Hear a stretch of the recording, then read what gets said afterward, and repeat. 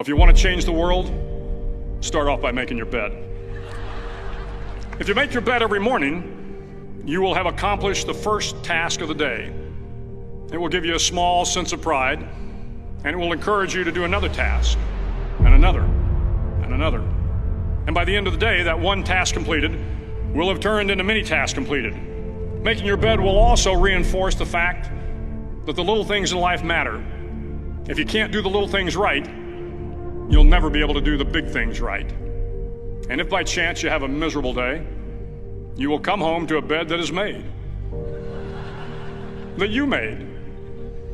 And a made bed gives you encouragement that tomorrow will be better. To pass SEAL training, there are a series of long swims that must be completed.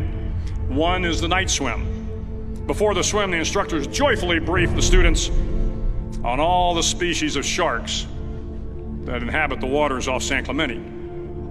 They assure you, however, that no student has ever been eaten by a shark, at least not that they can remember. But you are also taught that if a shark begins to circle your position, stand your ground. Do not swim away. Do not act afraid.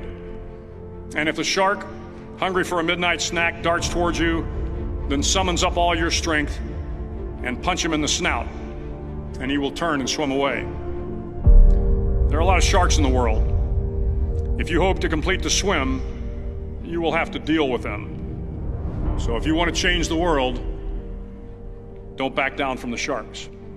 Over a few weeks of difficult training, my SEAL class, which started with 150 men, was down to just 42. There were now 6 boat crews of 7 men each. I was in the boat with the tall guys, but the best boat crew we had was made up of the little guys, the Munchkin crew, we called them. No one was over 5'5". The Munchkin boat crew had 1 American Indian, 1 African American, 1 Polish American, 1 Greek American, 1 Italian American, and 2 tough kids from the Midwest.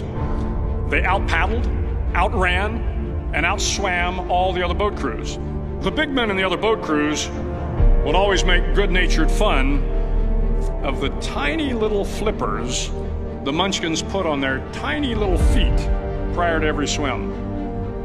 But somehow these little guys from every corner of the nation and the world always had the last laugh, swimming faster than everyone and reaching the shore long before the rest of us. SEAL training was a great equalizer. Nothing mattered but your will to succeed, not your color, not your ethnic background, not your education, not your social status. If you want to change the world, measure a person by the size of their heart, not by the size of their flippers. The 9th week of training is referred to as Hell Week. It is 6 days of no sleep, constant physical and mental harassment, and 1 special day at the Mud Flats.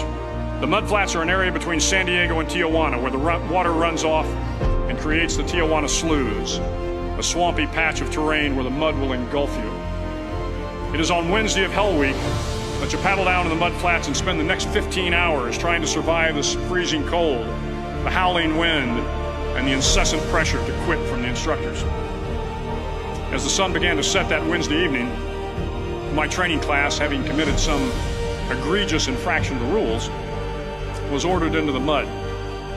The mud consumed each man till there was nothing visible but our heads. The instructors told us we could leave the mud if only 5 men would quit. Only 5 men, just 5 men, and we could get out of the oppressive cold. Looking around the mud flat, it was apparent that some students were about to give up.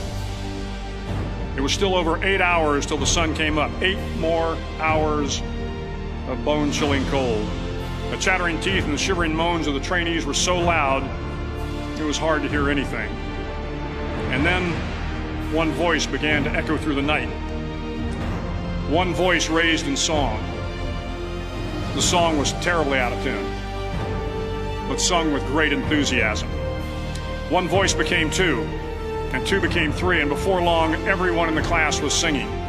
The instructors threatened us with more time in the mud if we kept up the singing, but the singing persisted, and somehow the mud seemed a little warmer, and the wind a little tamer, and the dawn not so far away. If I have learned anything in my time traveling the world, it is the power of hope, the power of one person, a Washington, a Lincoln, King, Mandela, and even a young girl from Pakistan, Malala. One person can change the world by giving people hope. So if you want to change the world, start each day with a task completed. Find someone to help you through life. Respect everyone. Know that life is not fair and that you will fail often.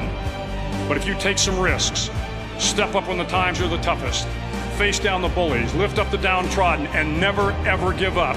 If you do these things, the next generation and the generations that follow will live in a world far better than the one we have today. And what started here will indeed have changed the world for the better.